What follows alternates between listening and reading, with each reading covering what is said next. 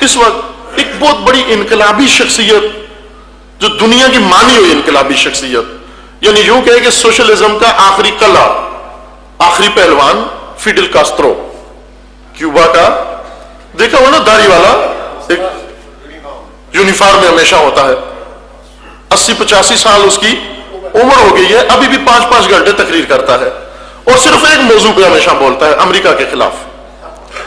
اس کی 5-5 گھنٹے کی تقریر ہے، ریکارڈ ہے اس کا، 5 سے بھی زیادہ کا ہے اس کا ریکارڈ۔ 5 گھنٹے مسلسل ملینز افراد کو، کبھی 20 لاکھ افراد کو، کبھی 30 لاکھ افراد کو کھڑا کر کے 5-5 گھنٹے امریکہ کے خلاف تقریر کرتا ہے یہ شخص فیڈل کاسترو۔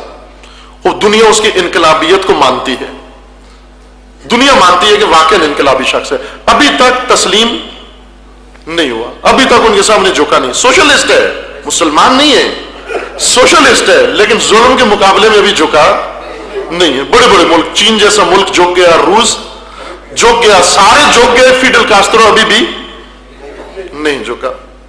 لہذا بڑے احترام کی نگاہ سے اس کو دیکھا جاتا ہے۔ باہر کی دنیا میں دیکھیں اگر آپ تو بڑے احترام کی نگاہ سے یہ شخصیت دیکھی جاتی ہے۔ اس کا بیٹا آیا تہران میں، فیڈل کاسترو کا بیٹا تہران میں آیا۔ تہران میں آنے کے بعد اس کو، جیسا کہ وہاں کا معمول ہے، جو بھی کوئی بڑا محترم مہمان آتا ہے اس کو مزار امام خمینی پہ لے جاتے ہیں، اس کو مزار امام خمینی پہ لے جاتے ہیں، مزار دیکھ کر پھر اس کو سارا پہلے دکھایا جاتا ہے۔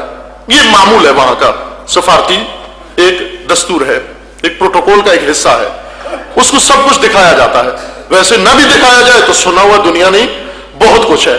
اس کو شہنشاہ کا محل دکھایا جاتا ہے، توجہ فرمائیں، شہنشاہ کا محل دکھایا جاتا ہے۔ محل دکھا کر پھر اس کو ایک بڑی عجیب و غریب جگہ دکھائی جاتی ہے جو شاید آپ میں سے بعض نے دیکھی ہو، اگر نہیں دیکھی اور خدا نے آپ کو زیارات کی توفیق دی ایران میں تو وہ جگہ ضرور دیکھ کر آنا۔ وہ کون سی جگہ ہے؟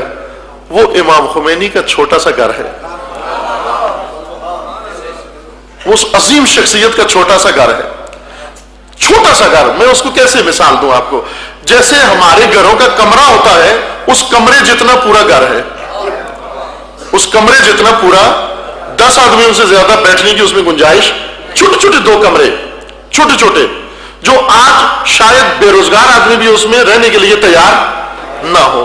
جب اس کو اس گھر میں لے گئے، چونکہ تصویریں تو دیکھ چکا تھا کہ اسی گھر سے تصویر اسی گھر کی تھی، جب اس نے اپنی آنکھوں سے دیکھا کہ چند مربع میٹر کا چھوٹا سا گھر، اس میں بیٹھا ہوا ایک بوڑھا جب ایک بیان دیتا تھا پوری دنیا لرزتی تھی۔ جب ایک بیان دیتا تھا پوری دنیا لرزتی تھی۔ کیوں پوری دنیا لرزتی تھی؟ اس لیے کہ اس کے اندر فکر معاش نہیں، فکر خدا تھی۔ فکر معاش نہیں، فکر خدا تھی۔ سوشلزم کیا ہے؟ جو انسان کو فکر معاش دیتا ہے۔ اس بڑے بزرگ انقلابی کا بیٹا آ کر کیا کہتا ہے؟ کہتا ہے میرے باپ کو دنیا بڑا انقلابی مانتی ہے، لیکن جب سے